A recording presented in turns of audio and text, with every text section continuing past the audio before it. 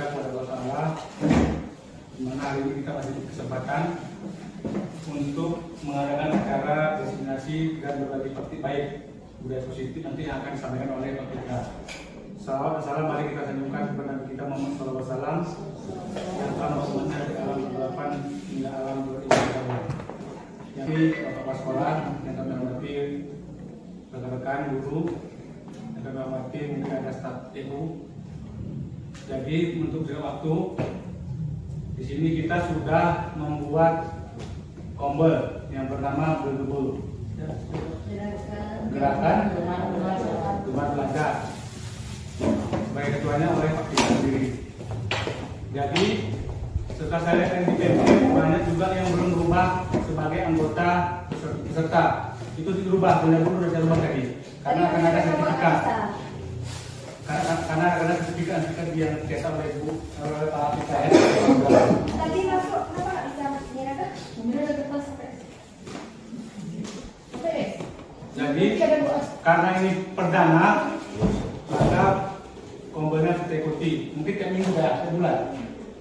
Targetnya 2 bulan sekali. Ya, itu berguna sertifikatnya untuk kita diraka. Jadi untuk berikan waktu untuk kegiatan kombel hari ini sudah bisa kita mulai. Nanti materinya oleh Pak Kita sendiri. Dan resmi dibuka di sekolah Islam Permata. Mungkin sampai sini saya akhiri. Assalamualaikum warahmatullahi wabarakatuh. Waalaikumsalam warahmatullahi wabarakatuh.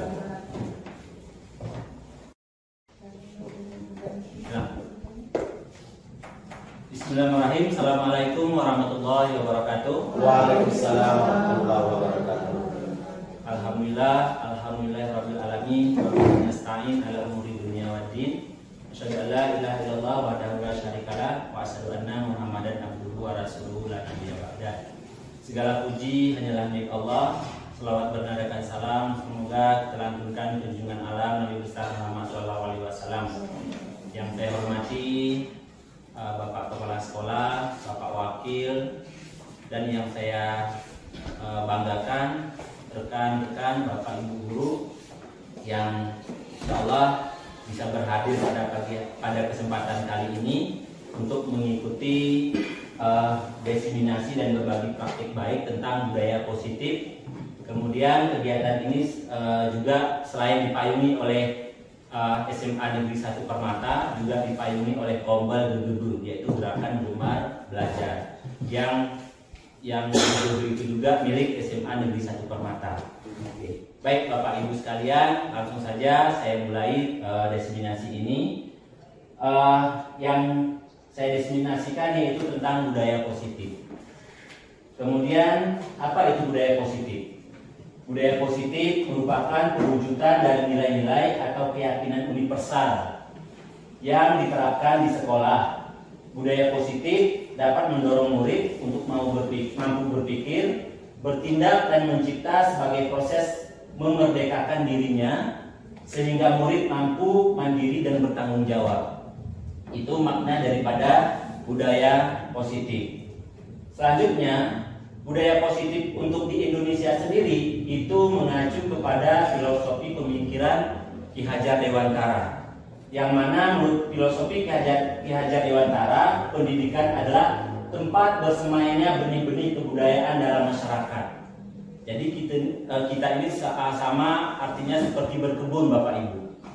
Kalau kita kepingin tanaman kita itu bagus, banyak buahnya, maka harus kita rawat dengan sebaik-baiknya. Kalau perlu kita pupuk, ya kita pupuki. Itu dia. Kemudian selanjutnya pendidikan menuntun kodrat anak melalui keteladanan. Jadi kodrat anak itu syokianya ada 2, ada kodrat alam, ada kodrat zaman. Kodrat alam anak kita ini kulturnya seperti apa. Kemudian kodrat zaman kita itu sekarang bagaimana. Maka kita harus ikut kita sesuaikan dengan kodrat anak itu sendiri. Kemudian kodrat anak itu sendiri dapat kita tempuh melalui keteladanan yang pertama Bapak Ibu. Keteladanan berarti bagaimanapun keadaan anak kita lihat dulu kita selaku pendidik mampukah kita ataupun kita sudah menjadi teladan baikkah untuk anak didik. Nah, ketika kita belum merasa menjadi teladan, ayo, karena kita sekarang lagi menanam istilahnya, maka kita harus menjadi teladan untuk anak didik kita. Kemudian selain keteladanan ada pengajaran dan kebiasaan. Nah, apa yang perlu kita ajarkan? Bagaimana cara proses belajar kita? Itu juga harus kita benahi sebaik mungkin. Kemudian ada pembiasaannya juga. Untuk apa? Agar anak mencapai kebahagiaan sebagai individu maupun sebagai anggota masyarakat. Jadi untuk dianya dapat, kemudian dia untuk masyarakatnya juga dapat ketika dia kembali ke masyarakat. Ujung-ujungnya kita semua, bukan hanya sekedar anak didik saja, kita semua akan kembali ke masyarakat. Jadi anak pun kita tuntun agar dia memperoleh kebahagiaan untuk dirinya, juga untuk masyarakat di lingkungannya. Selanjutnya Bapak Ibu ada filosofi among daripada Ki Hajar Dewantara. Jadi sebagaimana yang sudah kita tahu, ada yang pertama Ingarso Suntulodo, menjadi teladan, memimpin, contoh kebajikan, patut ditiru atau baik untuk dicontoh oleh orang lain. Baik perbuatan, kelakuan, sifat dan lain-lainnya. Atau Ingarso Suntulodo ini bisa kita terjemahkan dengan di depan kita menjadi contoh atau menjadi teladan ketika kita berada di depan. Selanjutnya, sistem among pada Ki Hajar Dewantara itu ada Ingmadia Mangunkarso. Artinya memberdayakan atau kita menjadi motivasi bagi anak-anak atau pendorong agar anak ini bisa bergerak. Itu Bapak Ibu. Dan di sini memberdayakan, menyemangati, membuat orang lain memiliki kekuatan, kemampuan, tenaga, akal, cara dan sebagainya demi memperbaiki kualitas diri mereka. Kemudian yang terakhir daripada filosofi among Ki Hajar Dewantara ada Tuturi Handayani, yaitu di belakang kita memberikan dorongan. Kalau di tengah tadi kita menjadi motivator, mempengaruhi, memelihara dan memprovokasi kebajikan serta kualitas positif yang lain agar orang lain bertumbuh dan maju. Nah, ini adalah filosofi among daripada Ki Hajar Dewantara yang seyogyanya juga harus kita ikut menjadi bagian daripada filosofi kita juga, Bapak Ibu. Selanjutnya tentang budaya positif. Ada beberapa konsep dari budaya positif ini menjadi konsep inti. Yang pertama ada perubahan paradigma belajar. Yang kedua ada disiplin positif, ada kebutuhan dasar manusia, ada motivasi perilaku manusia, posisi kontrol guru, keyakinan kelas, dan segitiga restitusi, Bapak Ibu. Nah, dari kemudian ada jabaran dari ke-7 daripada konsep inti budaya positif. Yang pertama perubahan paradigma belajar. Nah, sekarang mungkin kata-kata ini nggak asing lagi di telinga kita. Bahkan mungkin dari beberapa kita sudah menerapkan. Jadi perubahan paradigma belajar itu yaitu pembelajaran dengan paradigma baru, merupakan pembelajaran yang dirancang berdasarkan prinsip pembelajaran berdiferensiasi. Nah, berdiferensiasi mungkin ini tidak asing lagi bagi kita, sudah kita dengar, bahkan mungkin di PMM kita sudah pernah juga untuk menuntaskan topik daripada pembelajaran berdiferensiasi. Sehingga para peserta didik belajar sesuai kebutuhannya, berdasarkan tahap perkembangan sesuai teori psikologi modern untuk mewujudkan profil pelajar Pancasila. Nah, ini Bapak Ibu perubahan paradigma. Pokoknya sekarang untuk pembelajaran berdiferensiasi itu sekarang lagi booming. Nah, inilah yang diharapkan penerapan budaya positif ini yang dalam pembelajaran harus kita berusaha untuk kita terapkan pada pembelajaran. Itu pembelajaran yang berdiferensiasi, Bapak Ibu. Selanjutnya Bapak Ibu, konsep inti budaya positif yang kedua, yaitu disiplin positif. Disiplin positif merupakan salah satu cara bagaimana mengontrol diri, kemudian memerintah diri untuk melakukan tindakan yang mengacu pada nilai-nilai kebajikan yang kita percayai dan kita hargai. Kita percaya dengan suatu kebajikan dan kita juga harus menghargai kebajikan itu. Kemudian sebagai pendidik, tujuan kita adalah menciptakan menciptakan peserta didik yang memiliki disiplin diri sehingga mereka berperilaku mengacu pada nilai-nilai kebajikan universal atau nilai luhur yang kita hargai. Itu konsep inti yang kedua, yaitu tentang disiplin positif. Nah, untuk disiplin positif ini ada beberapa teori sebenarnya Bapak Ibu. Nah, sekarang kalau di kita ini di kurikulum kita itu sedang dianjurkan itu tentang profil pelajar Pancasila. Yang mana profil pelajar Pancasila ini memiliki 6 dimensi. Yang pertama, beriman, bertakwa kepada Tuhan Yang Maha Esa dan berakhlak mulia. Kemudian yang kedua ada berkebinekaan global, bergotong royong, kreatif, bernalar kritis, mandiri. Nah, ini kalau kita kaji dimensi ini adalah kebajikan yang universal yang diharapkan tumbuh dari proses profil pelajar, yang diharapkan untuk mulai itu dari pembelajaran profil pelajar Pancasila. Itu 6 dimensinya. Kemudian ada lagi nanti YO, nanti dia nilai kebajikan itu berbeda-beda lagi Bapak Ibu. Tapi di Indonesia sekarang di kurikulum kita tentang kurikulum merdeka tentang penguatan profil Pancasila, maka inilah yang harus kita tanamkan. Inilah kebajikan yang harus kita terapkan nanti di lingkungan sekolah kita, baik di sekolah maupun di dalam kelas. Kemudian yang ketiga Bapak Ibu, konsep inti daripada budaya positif yaitu kebutuhan dasar manusia. Nah, ini penting sekali Bapak Ibu. Kebutuhan dasar manusia adalah segala sesuatu yang kita lakukan untuk mendapatkan apa yang kita inginkan. Seluruh tindakan yang kita lakukan memiliki tujuan tertentu dan semua upaya yang kita lakukan adalah dalam rangka agar kebutuhan dasar kita terpenuhi dengan baik. Jadi tentunya seseorang itu melakukan sesuatu pasti ada tujuannya atau keinginannya. Nah, kenapa dia menjadi tujuan? Karena itu mungkin menjadi kebutuhannya Bapak Ibu. Mungkin kalau kita kaji anak kita misalnya, kenapa dia berkata-kata?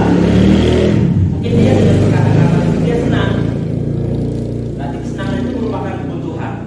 Nah, kita lihat dulu kebutuhan dasarnya apa saja. Ini ada 5 kebutuhan dasar manusia.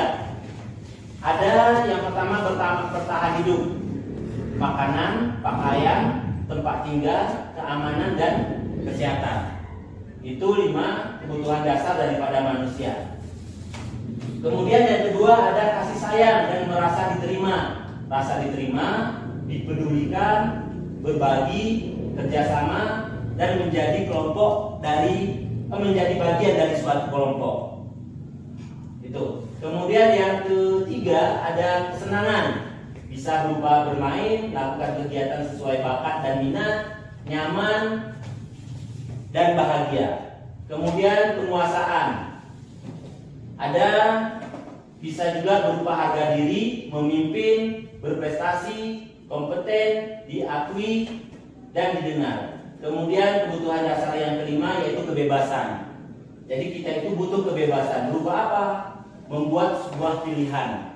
Dari beberapa yang harus dipilih, kita harus membuat pilihan. Itu merupakan kebebasan dari seseorang. Kemudian mencoba hal-hal yang baru. Dan yang berikutnya adalah mandiri. Ini adalah bagian daripada kebebasan.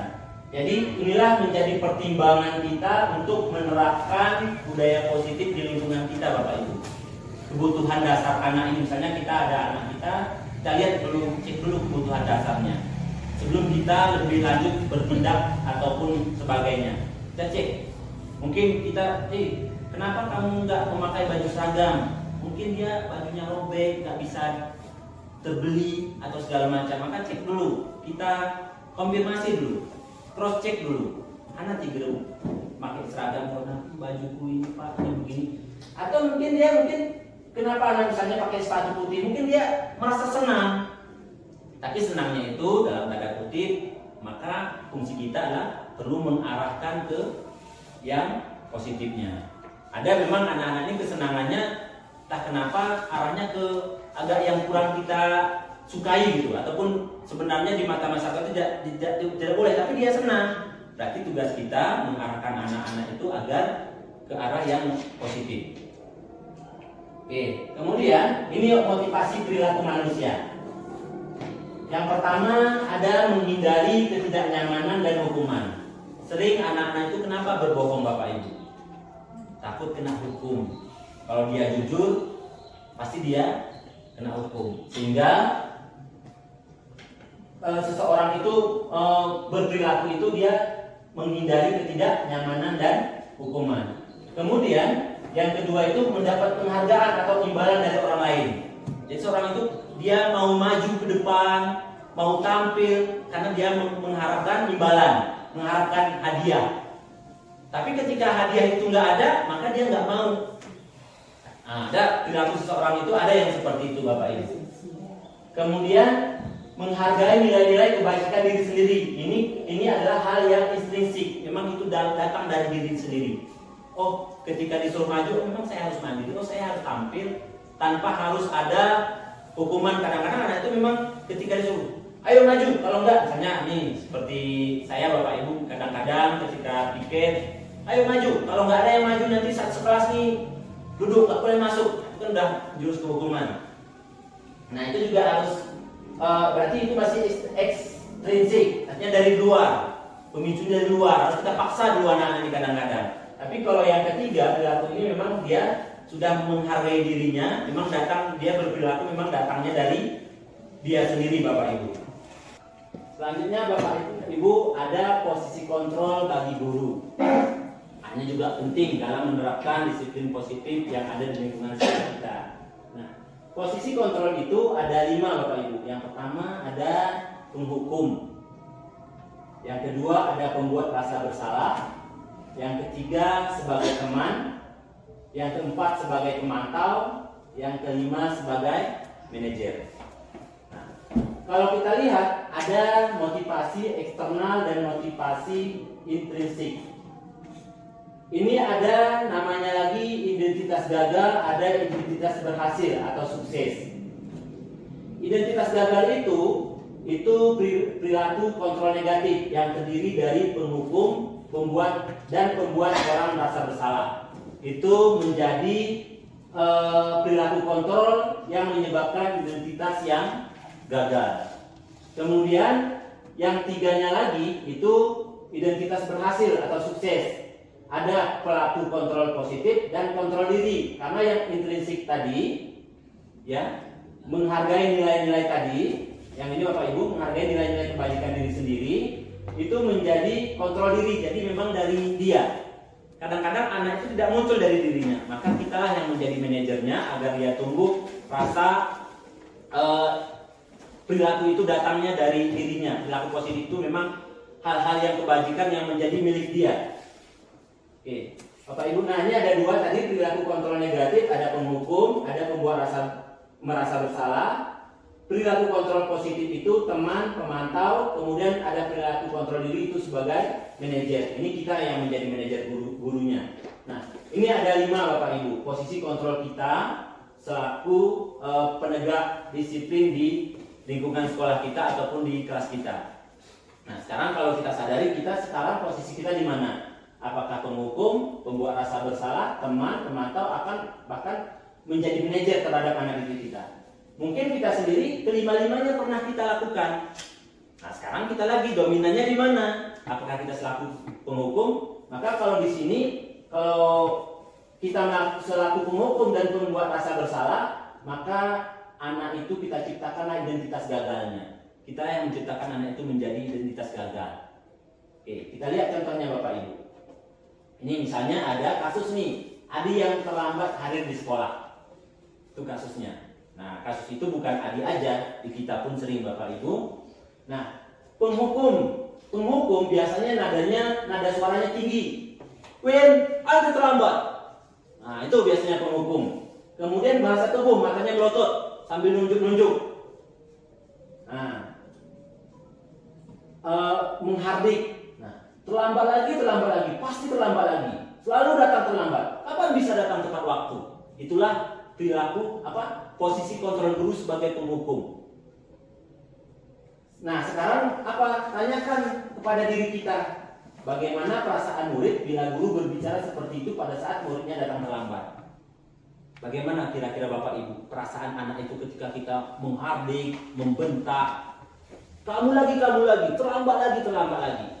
Kalau kita perhatikan dari kebutuhan dasar manusia tadi, mungkin dia di rumah harus menyiapkan sesuatu dulu.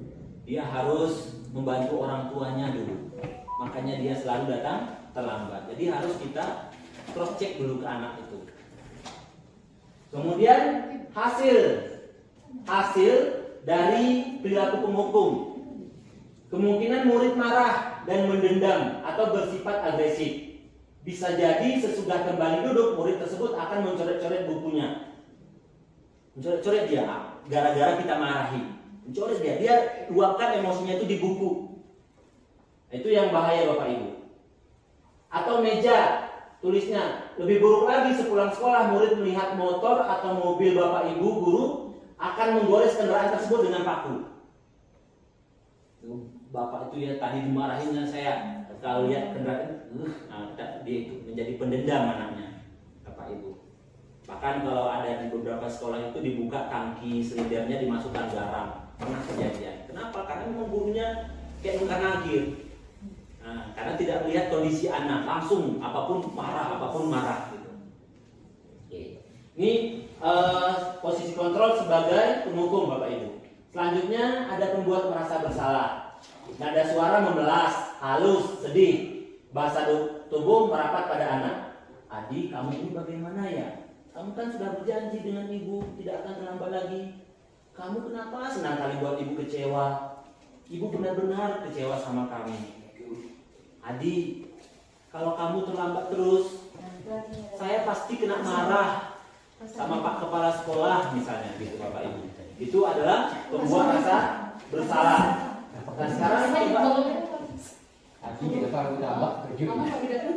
kita tanya Bapak Ibu, bagaimana perasaan murid bila ditegur seperti cara ini? Nah kalau kita negurnya seperti tadi, memelas tadi, ya, membuat rasa bersalah tadi, murid akan merasa bersalah. Saya udah mengecewakan wali kelas saya udah mengecewakan Polan, kan gitu ya. Bersalah setelah mengecewakan ibu atau bapak gurunya. Murid akan merasa menjadi orang yang gagal dan tidak sanggup membahagiakan orang lain. Kadangkala sifat seperti ini lebih berbahaya dari sikap penghukum, karena emosi akan tertanam rapat di dalam. Murid menahan perasaan. Tidak seperti murid dengan guru penghukum, di mana murid bisa melupakan amarahnya walaupun dengan cara negatif. Murid tertekan seperti inilah yang tiba-tiba meletus amarahnya dan bisa menyakiti diri sendirinya atau orang lain. Gara-gara saya salah. Jadi kadang-kadang dia bisa menyakiti dirinya sendiri. Ya. Nah, ini di sini lebih bahaya katanya. Perasaan karena perasaan bukan. Jadi ini yang psikis ya Bapak ya. Pakai Adi tadi langsung pulang dia kan? Ya. Kita bilang terlambat, ujuk dia pulang dia tuh. Bisa jadi Pak. Baik Bapak Ibu, ini posisi contoh daripada posisi kontrol yang kedua. Kemudian ada posisi kontrol yang ketiga, menjadi teman. Nah, nada suara ramah, akrab dan bercanda. Bahasa tubuh merapat pada murid, mata dan senyum jenaka.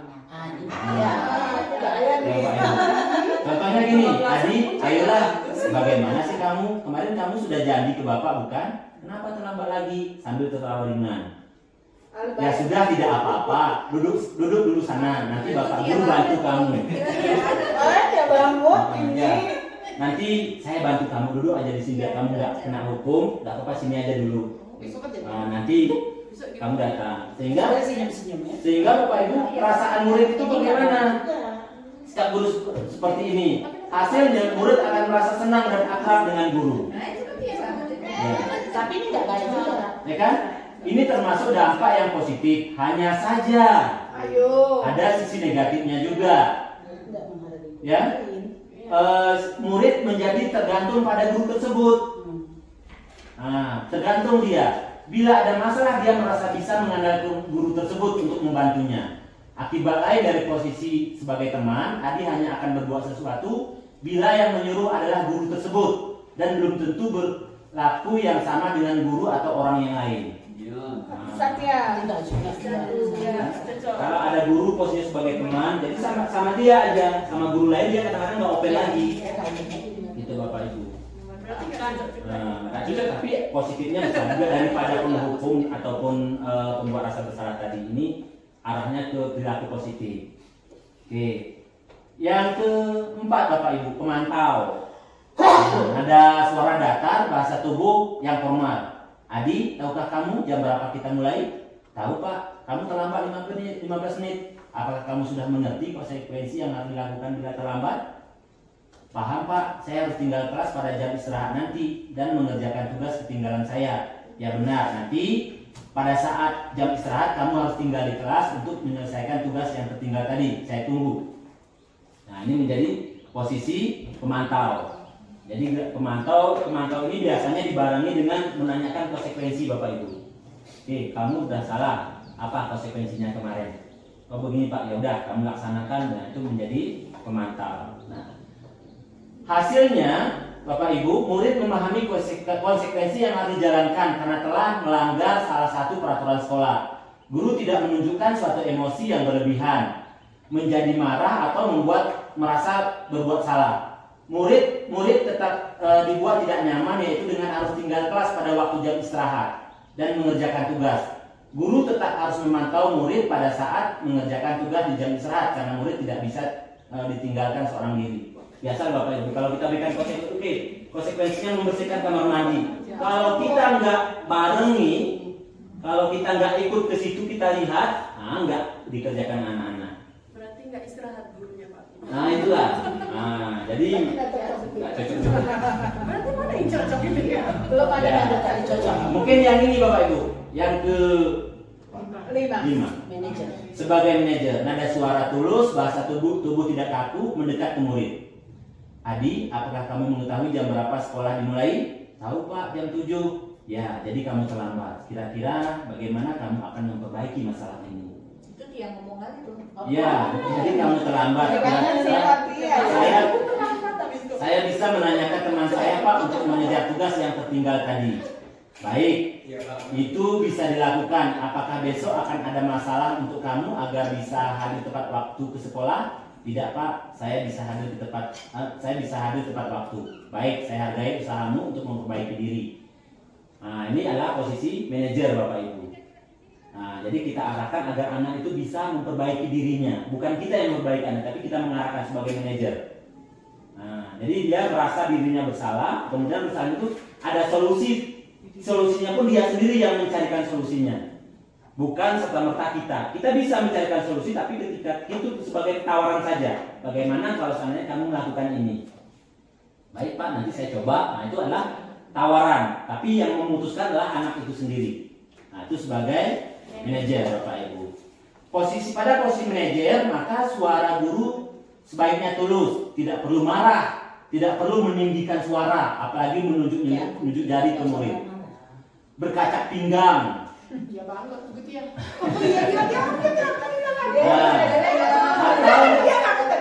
Atau bersikap seolah-olah menyesal, tampak sedih sekali. Nggak perlu itu semuanya. Fokus saja pada murid, bukan untuk membahagiakan guru atau orang tua. Murid sudah mengetahui adanya suatu masalah dan sesuatu perlu terjadi. Bila guru mengambil posisi pemantau, guru akan melihat apa konsekuensinya, apa peraturannya. Namun pada posisi manajer, guru akan mengembalikan tanggung jawab pada murid untuk mencari jalan keluar permasalahannya, tentu dengan bimbingan guru. Jadi jalan keluarnya tadi pun dia yang mengasisikan istilahnya, tapi kita yang membimbing kita Bapak Ibu. Berarti kita hanya mengajar anak. Demikian. Tanggung jawab. Oke, baik Bapak Ibu. Nah sekarang ayo kita cari tahu kira-kira posisi kontrol apakah aku ketika ada kita mengatakan saya kecewa sekali dengan kamu. Kira-kira posisi kontrol apa Bapak Ibu? Membuat rasa Membuat bersalah. rasa bersalah. Nah ini berarti kita harus kenali itu posisi kontrol itu. Jadi kita pun nanti evaluasi kontrol saya yang mana ya, jenis apa ya, gitu Bapak Ibu. Go. Selanjutnya ini Bersalah sudah. Anggap sih ini tadi. Adi kan sudah ada nasi. Adi kan ada nasi. Oh Allah kalian tuh lah. kamu tidak pernah dengar melakukannya. Sekarang kalian lakukan 3 kali. Enggak, dia nggak ada keliling lapangan dulu. Jadi ini ada kontrol hukum ya. Hukum ya. Nah, berarti kita udah kenal maksudnya. Kemudian yang ketiga, kira-kira bagaimana kamu akan memperbaiki masalah ini? Pemantau. Bukan. Mantap. Manajer. Hah? Manajer. Mantau. Manajer. Mantau. Manajer. Manajer. Ya, manajer ya, karena ini dalam perbaiki masalah ini. Di sini kata kuncinya. Tanggung jawab.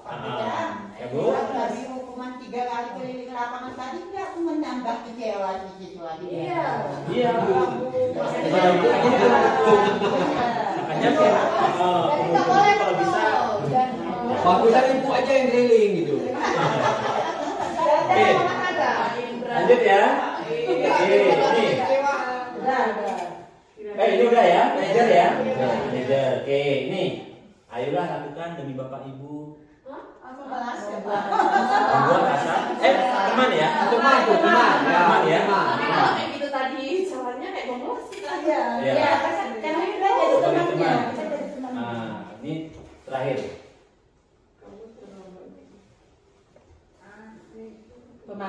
Pemantau. Karena ketika kita tahu anak itu salah, kita tanyakan konsekuensi.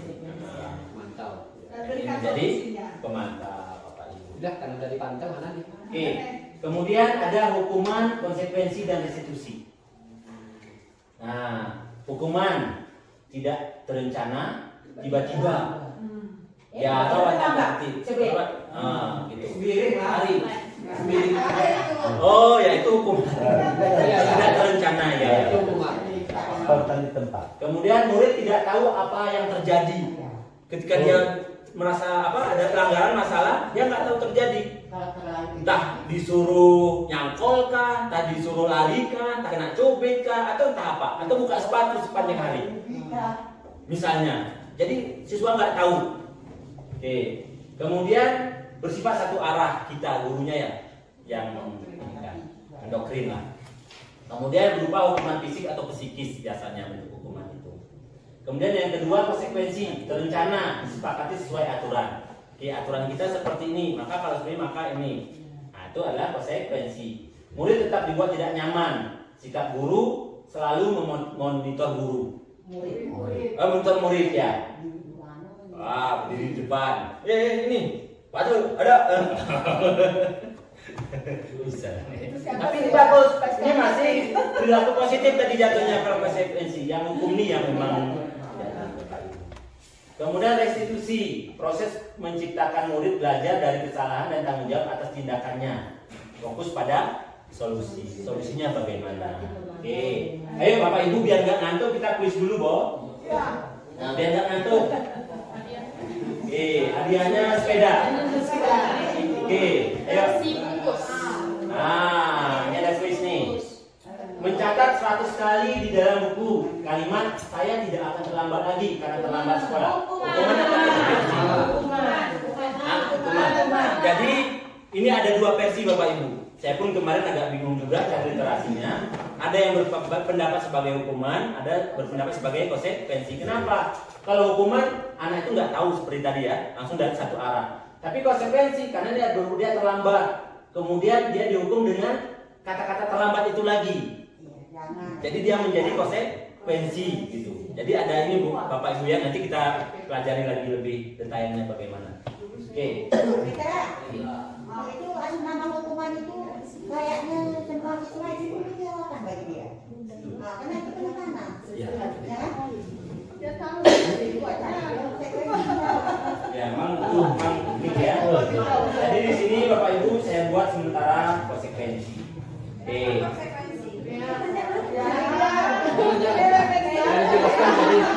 Oke, lanjut aja karena udah ini. Nih, lari mengelilingi lapangan basket 2 kali karena terlambat dari sekolah. Oke, ini pinter Bapak Ibu nih. Ya. Oke, next yang ketiga. Membersihkan coretan yang dibuatnya di meja tulis. Konsekuensi kenapa kalian tidak menempatkan di meja tulis? Siapa yang membuat itu dia yang membersihkan. Iya. Konsekuensi. Jadi ini Konsekuensi. Tuh. Nah. Pinter. Oke. Tiga nih. Next. Kemudian diminta untuk push up 15 kali karena tidak menggunakan masker di sekolah. Konsekuensi. Hah? Hukuman. Hukuman. Karena menyakiti fisik atau psikisnya. Karena nggak ada hubungan push up dengan masker. Iya. Hukuman ya. Ya. Cerdas kita semua Bapak Ibu. Guru. Menggantikan kertas tugas teman yang telah dicoret-coretnya. Walaupun kadang dia kan konsekuensi ini tidak ada kesepakatan, tapi karena memang harus dia gantikan karena dia udah tanggung jawabnya. Jadi dia menjadi konsekuensi. Ya. Selanjutnya berjemur di lapangan basket jam 12 siang karena ngobrol dengan teman saat pelajaran. Hukuman. Oke, ya. Luar biasa nih. Nih. Ah, ini nih, apa nih?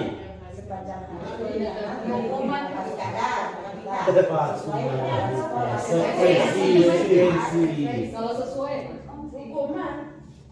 Ayo.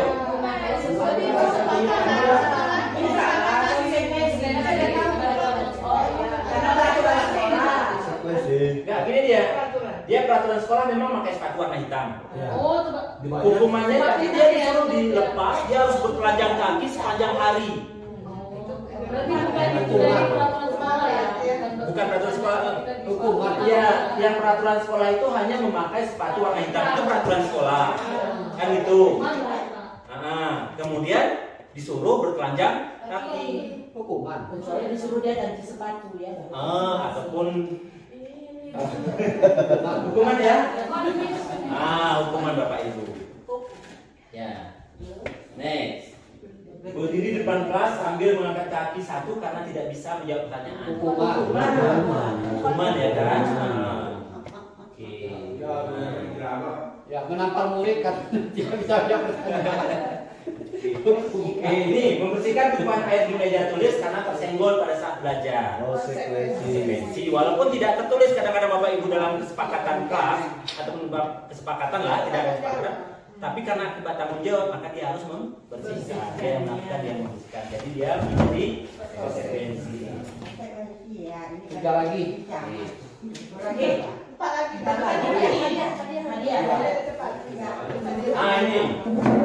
Ayo Duduk di bangku.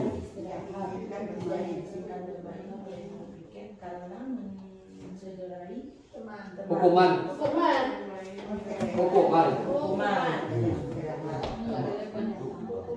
Suruh minta maaf kan bisa. suruh minta maaf. Ya, pada teman kan bisa.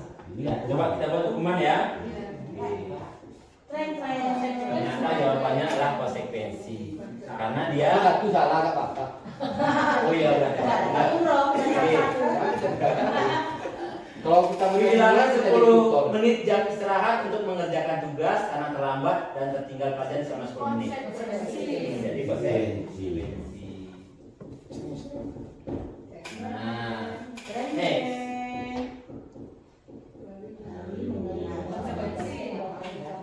Konsekuensi, demokrasi. Pelajaran PJOK hari itu memang orang itu banget.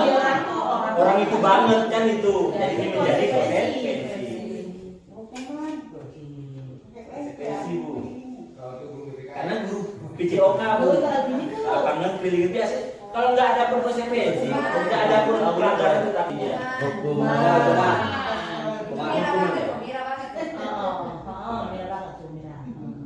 dapat kan?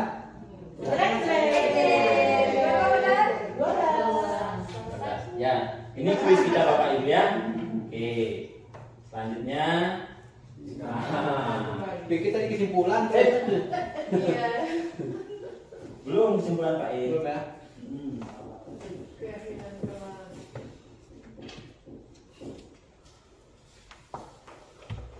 Oke, nah berikutnya adalah keyakinan kelas. Keyakinan kelas ini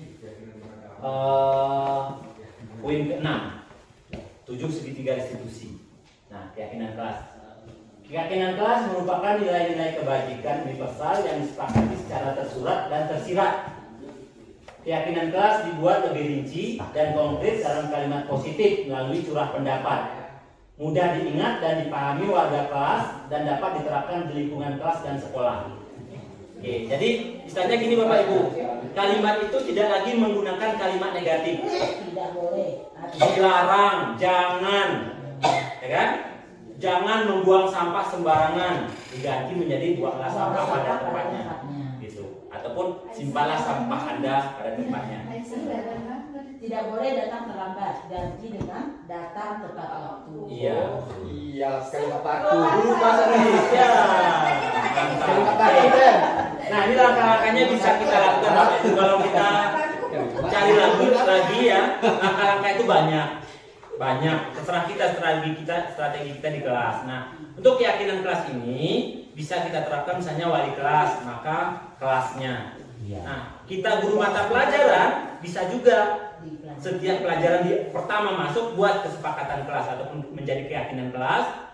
Nego sama anak-anak bagaimana pembelajaran. Jadi untuk kesepakatan ini tidak boleh satu arah.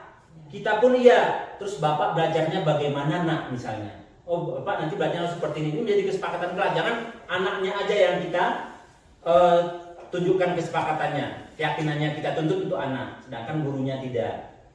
Nah, kemudian jadi dalam berdiskusi itu munculkan peraturan-peraturan yang perlu ditaati warga sekolah. Oh tidak boleh terlambat, tidak boleh makan minum, tidak boleh tidur, misalnya anak-anak kan gitu. Sebagian anak-anak mencurahkan pendapatnya nanti sudah positif dia.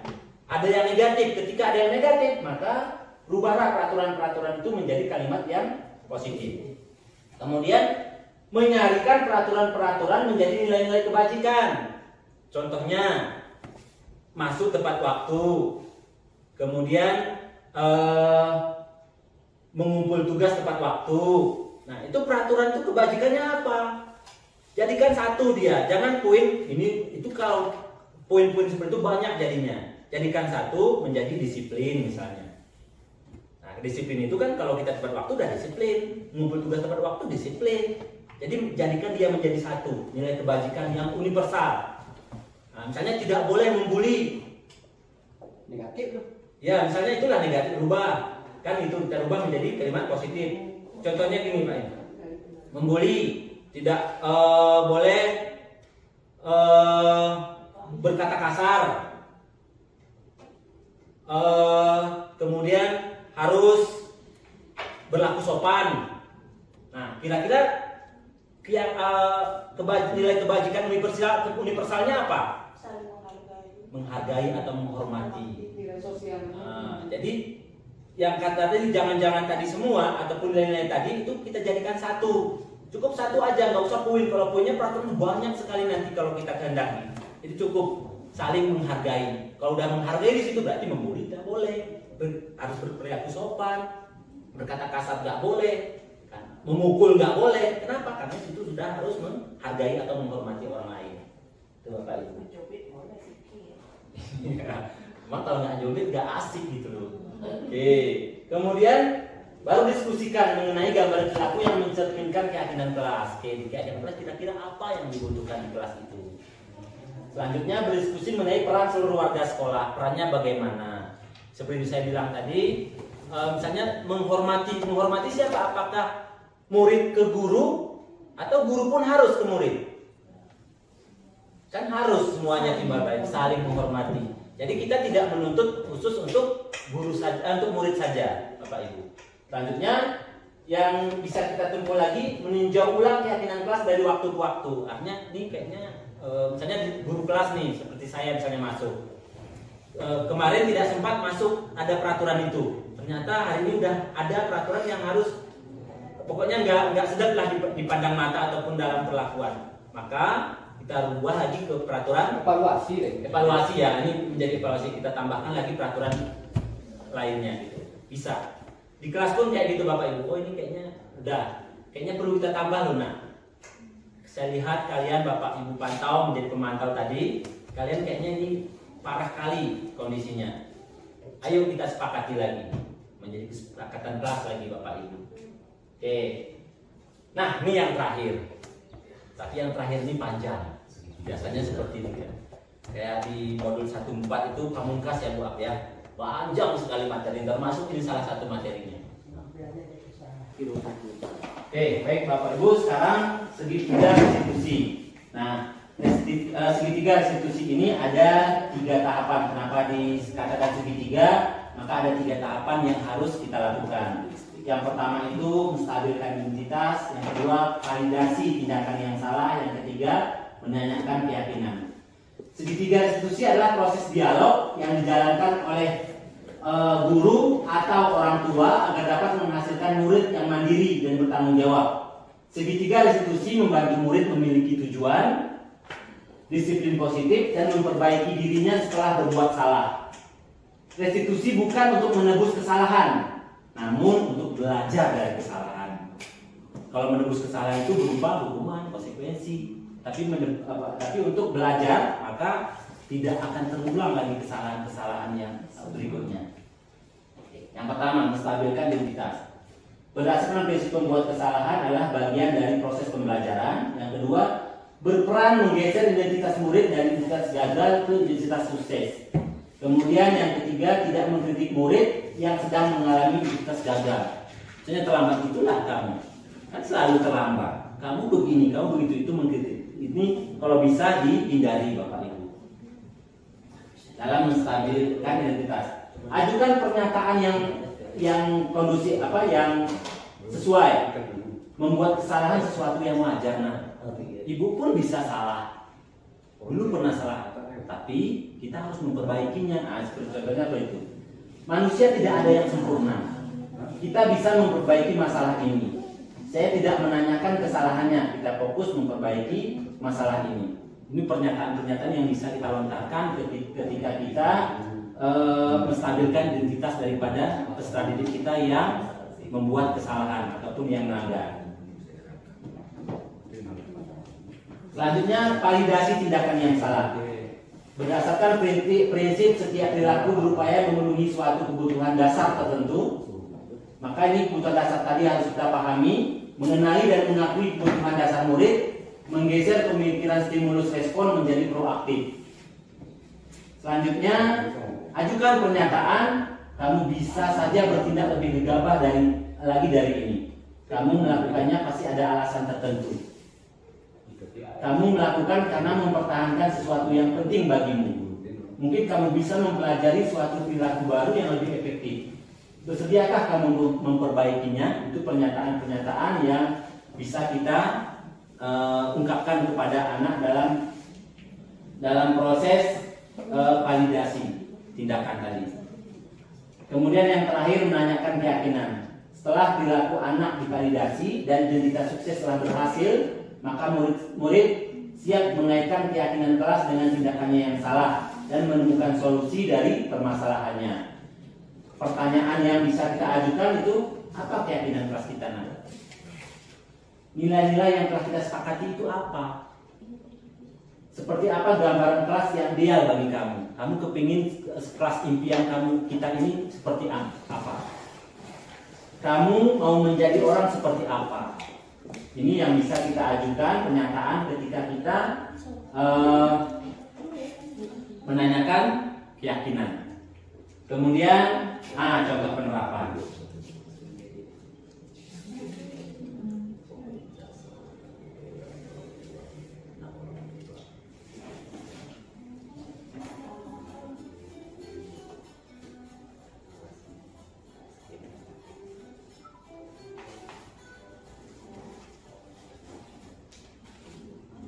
Pada kasusnya, Niko sering datang terlambat ke sekolah. Guru BK, jadi saya di sini guru BK.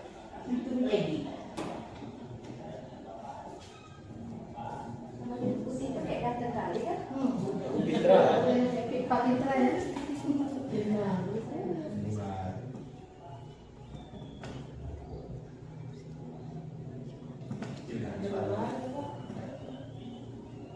Anaknya ada ini alami itu di kuliah Wandara.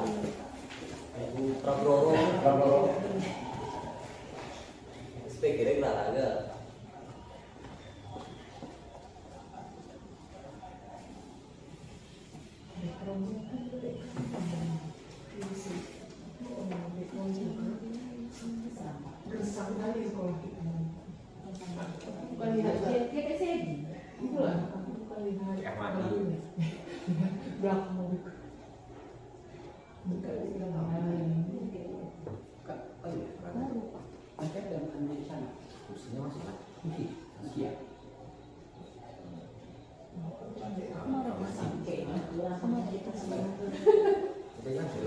Banget itu.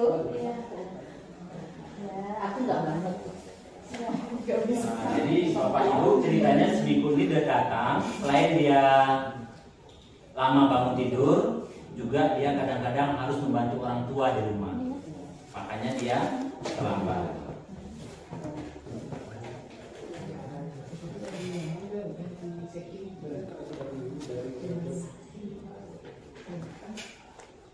Tapi banyak senyum Pak kita. Coba kalau aslinya. Tanduk. Enggak. Coba kakak kayak gitu kak, bisa? Kalau sih Bisa kan? Bisa. Lanjut lagi Betawi. namanya milik kita.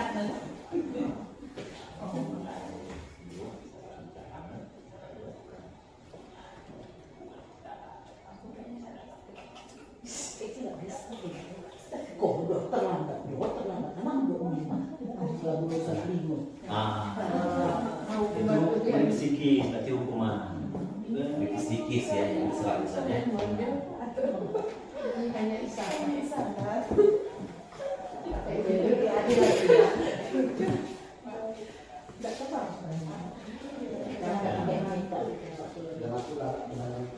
Putri.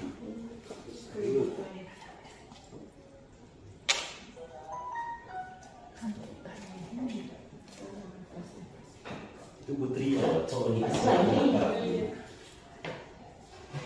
Yang kedua, aku seperti sama sekolah. Aku belum waktu itu saya. Iya.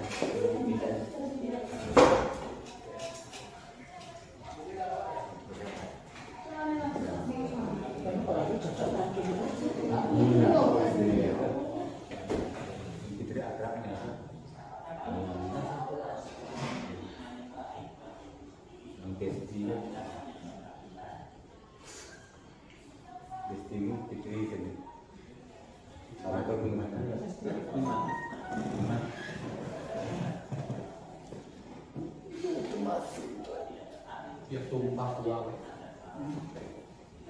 Buat apa? Ya itu meja aku.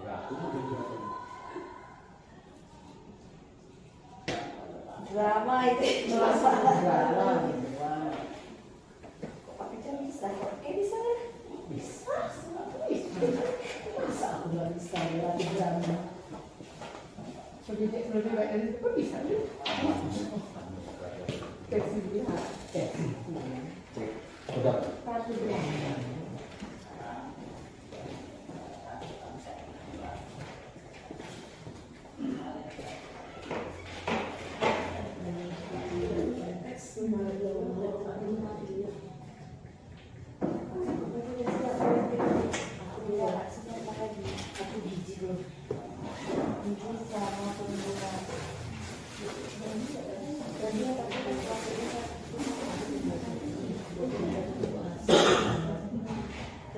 Baik Bapak Ibu. Ini contoh penerapannya, bisa lihat nanti di YouTube-nya. Kan itu ya, sebagai bahan referensi.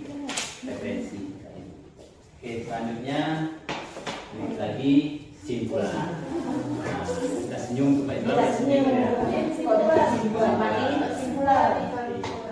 Dalam mewujudkan budaya positif, hendaknya guru memiliki nilai kepribadian, sosial dan profesional yang baik agar guru mampu merefleksikan dirinya dalam posisi kontrol yang paling ideal, yaitu sebagai manajer atau among. Dalam menuntun, memerdekakan, memandirikan murid-muridnya agar menjadi generasi yang bertanggung jawab. Jadi kita menjadi among atau menjadi manajer bagi peserta kita.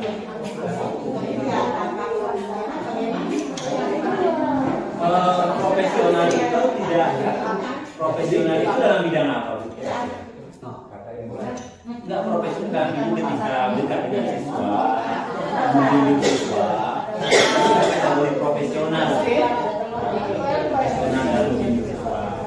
Enggak harus profesional harus memakai ini banyak wawasan, enggak. Justru kayak Ibu Nusina pengalamannya luar biasa. Karena profesional itu bisa jadi dibentuk dari pengalaman, bukan dari belajar. Karena pengalaman itu adalah proses belajar juga. Jadi ada simpul, ada simpulan. Oke. Nah, refleksi Bapak Ibu. Nah, tanggapan dari Bapak Ibu, apa hal baik yang Ibu Bapak dapatkan dari diskusi kita hari ini? Nah, kira-kira ada nggak Bapak Ibu yang bisa memberikan tanggapan apa kira-kira hal yang baik yang kita dapatkan pada hari ini? Ada yang bersedia untuk ini? Atau perlu dihukum dulu baru komentar? Atau saya iming-imingi hadiah baru mau? Karena gembira biasanya nih. Jadi yang dapat saya ambil dari kegiatan diskusi kita hari ini, bahwasannya kita sebagai guru itu sebaiknya menghindari yang namanya menjadi penghukum atau memberikan hukuman kepada siswa. Sebaiknya kita itu menjadi pemantau atau manajer sehingga tidak terjadi gagal. Perilaku gagal, identitas gagal, sehingga dengan kita menjadi manajer atau pemantau, kita bisa menciptakan sukses, tindakan sukses ya terhadap siswa. Mungkin itu saja. Itu, terima kasih Bu Mira. Kemudian lagi nih dari saya minta dari Bapak ini refleksi untuk saya sendiri. Kira-kira apa yang perlu saya perbaiki dan tingkatkan agar ke depan lebih baik lagi kira-kira Bapak Ibu? Apa yang perlu saya perbaiki? Ini ke sayanya, nilai saya. Ibu, karena saya sudah memaparkan tadi, Bapak Ibu harus menilai saya sekarang untuk perbaikan ke depannya. Bu Abri, Saya rasa Kakak Liting, waktu itu harus ya, jam sayangnya ya, jam kegiatan. mereka materi itu di saat orang senang. Berarti manajemen waktunya ya Pak ya. Perbaiki manajemennya. Oke, lain. Lain. Kan itu tadi. Maka Pak sendiri coba tengok suara. Tambahnya sedikit lagi medianya tadi supaya semua materi dan contoh-contoh itu bisa ditangkap dengan baik. Mungkin penyediaan media pendukungnya. Dukung ya pendukung tadi. Sarannya dapat saran. Itu sama-sama. Ya, karena kan ke depan insya Allah ini menjadi kombel kita. Jadi apapun misalnya ada kegiatan di PMM, ketika ibu kepingin, misalnya udah dapat ilmunya, kepingin saya mau berbagi praktik baik, silahkan. Kita punya kombel, nanti kombel akan fasilitasi dari kita untuk kita. Terima kasih Bapak Ibu, ini saja yang dapat saya sampaikan pada kesempatan yang berbahagia ini. Lebih kurangnya saya mohon maaf. Saya akhiri. Assalamualaikum warahmatullahi wabarakatuh.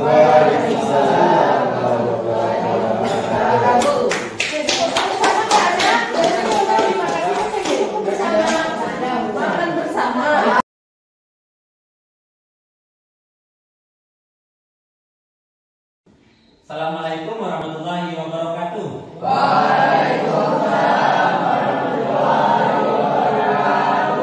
Bagaimana kabarnya pagi hari ini? Sehat ya? Yang jelas kita harus tetap bahagia karena kita akan menjemput ilmu di sekolah ini, ya kan? Nah, baik anak-anak bapak semuanya, pada kesempatan ini ada satu agenda yang harus kita laksanakan. Agenda itu yaitu membuat kesepakatan kelas. Apa itu kesepakatan kelas? Yaitu kesepakatan yang lahir dari musyawarah kita. Hal-hal apa yang harus kita sepakati dalam kelas ini? Karena Bapak yakin kalian di sini kepingin belajar yang seperti apa? Yang nyaman, betul nggak? Yang menyenangkan, betul nggak? Oke, jadi agar terciptanya sebuah kenyamanan, kesenangan, kemudian keaktifan, maka ada yang perlu kita sepakati. Nah, kesepakatan ini harus kita mulai dengan yang namanya peraturan kelas. Udah? Oke, jadi peraturan kelas ini nanti yang harus kita susun. Kira-kira apa sih peraturan-peraturan yang harus kita tegakkan di kelas kita agar menjadi kesepakatan. Kemudian tujuannya adalah agar kelas kita itu nyaman, tenang, aman dan sebagainya, sesuai dengan yang kita harapkan. Oke ya, siap? Oke, anak-anak bapak semuanya, nanti kita akan susun terlebih dahulu atau kita kenali dulu yang namanya peraturan. Nah, contoh, kira-kira ada yang tahu nggak peraturan yang seperti apa yang kita harapkan dari sekolah kita, dari kelas kita? Hah? Apa? Tertib, oke, ada yang tertib. Yang lain? Hah? Sopan, mantap. Yang lain? Disiplin, bagus. Nah, nanti silakan kalian tuangkan ide kalian itu ke dalam kertas post-it, nanti akan Bapak bagikan. Nah, tuangkan, tuliskan, boleh 1, boleh 2, nggak usah banyak-banyak. 2 aja maksimalnya. Kalau 1 boleh, yang penting ada. Silakan tuangkan ide kalian tentang kelas impian kita. Kelas seperti apa yang kita harapkan akan suasana di kelas kita ini. Jadi nanti itu yang kalian tuangkan. Oke ya? Oke, nah sekarang Bapak akan bagikan kertas post-it-nya. Kemudian kalian tuliskan. Nanti kita akan tempelkan di papan tulis kertasnya. Kemudian kita bacakan. Agar kemudian terakhir nanti baru kita sepakati yang mana kita ambil. Kenapa? Karena dari beberapa kalian itu nanti ada yang sama. Bisa jadi misalnya tadi disiplin, yang lain pun ada yang disiplin. Nah berarti kita gandeng menjadi satu, cukup 1 aja, nggak perlu banyak-banyak. Oke ya? Oke, nah sekarang Bapak akan bagikan kertas post-it-nya.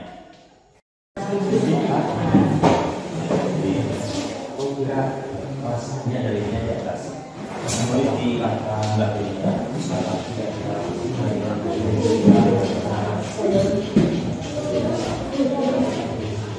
Yang tadi apa kira-kira peraturannya? Tulisannya dilarang memaki, dilarang menghina, dilarang membuli. Banyak itu. Nah, silakan tuangkan terus idenya.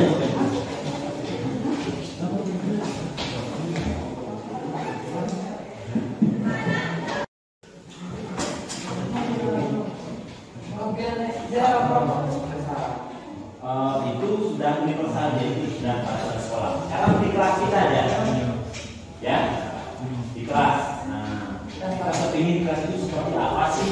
Itu yang keinginan. Bagaimana kalau kelas kita jorok, betah nggak kita di dalamnya? Enggak. Jadi kelas kita yang seperti apa?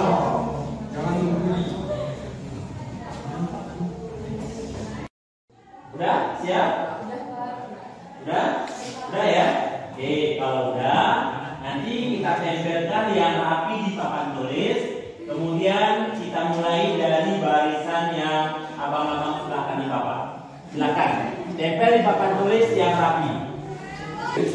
Yang rapi.